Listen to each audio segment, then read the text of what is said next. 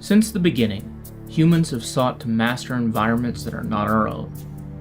We dreamed of flight through the air, and we yearned to travel under the waves. Today, the U.S. Navy's submarine fleet has mastered undersea travel, but during the Second World War, the ocean was still Earth's final frontier. Traversing that frontier were submarines like the USS Pampanito, SS-383. Submarine duty was the most hazardous during World War II. One of 5 American submariners would never return. Today, visitors to the Pampanito will find a broom attached to her conning tower, a strange badge of honor for those who accept all or nothing survival odds. Come with us on a clean sweep with the Pampanito. Today, visitors can find the USS Pampanito moored in San Francisco Bay, within sight of Alcatraz Island. Unlike Alcatraz, the World War II-era submarine receives few visitors, and on any given morning, you can board the Pampanito and essentially have the old warship to yourself. As you traverse the empty corridors, it becomes easy to visualize what life and war must have been like for the sailors who served aboard her.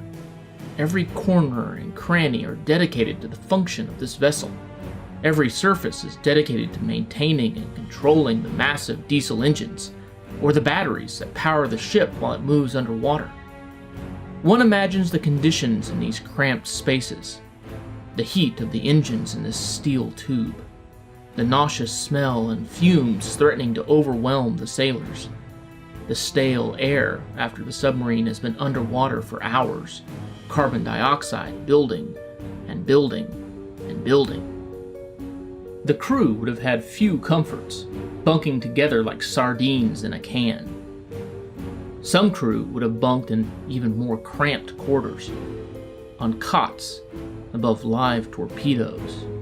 At least, bunking with the explosives put these sailors closer to the head, one of 2 aboard a ship of 84 sailors.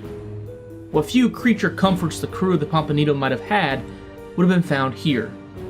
4 steel tables, the ship's galley, and a radio.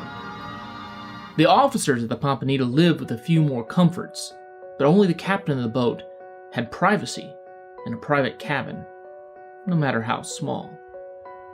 The officers had a private wardroom for meals and command conferences, but again, what mattered was how long it would take those officers to get from their bunks to the control room in an emergency.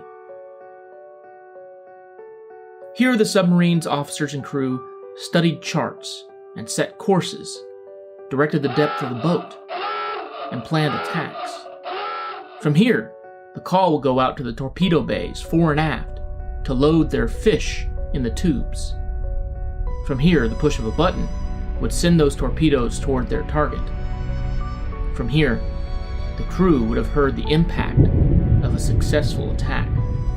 From here, they would wait in silent anticipation as enemy destroyers cruised overhead, searching for the Pampanito with sonar and dropping depth charges. When she sailed back into port, the Pampanito, having sunk enemy vessels and avoided enemy destroyers, would stick a broom on her conning tower, signifying a clean sweep. She had swept the enemy from the seas. It was shorthand for a successful mission. The Pampanito's days of war patrols are long past, but you can still recapture a little of how her sailors might have felt by visiting her, touring her corridors, and feeling, if only for a moment, as if you were a silent hunter below the waves.